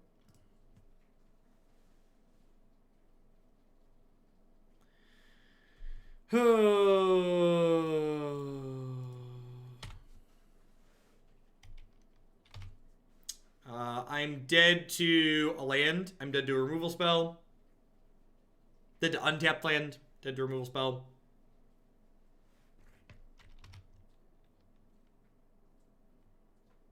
Dealer's choice, please. We'll do Fragabo.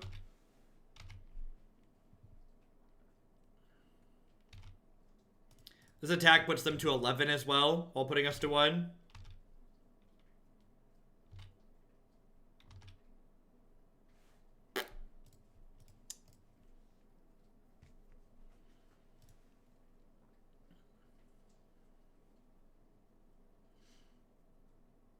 Yep. So we finished 2 and 3. We lost to green-black rock style decks twice, which, if this deck's popular, that's probably good for green-black rock style decks, because if green-black rock wants to beat this and dredge, they can definitely beat this and dredge. Hey, Nazers, thanks for the 12 months. I really appreciate that. Welcome back. All I really have to say about this deck is it feels like playing a modern deck. I have some really busted linear draws where I just run people over. But if my opponent really wants to beat me and pack a bunch of sideboard heat into their deck, they're going to beat me, and it doesn't really feel like there's a lot I could do about it. Honestly, one of my thoughts on playing this is that I wonder if Jace the Mind Sculptor in the sideboard is better than just playing more Crackling Drakes. I also wonder if this Pyromancer's Ascension is better than just playing more Crackling Drakes. So the person who donated for this actually donated for me to play it today and tomorrow. So we're going to run this back again. I might make a couple small changes before then. Like turn this Ascension into another Drake. Because I really feel like this is our best tool for beating Graveyard Hate in this deck. So having access to more copies of it does not seem unreasonable. It's just like a threat that plays into our proactive game plan that's like good against Surgical Extractions and Rest in Pieces and Tormod Scripts and Spellbombs and stuff like that. At any rate, that's going to be it for the modern portion for today. We're going to slide right along to standard, so thanks everyone for hanging out.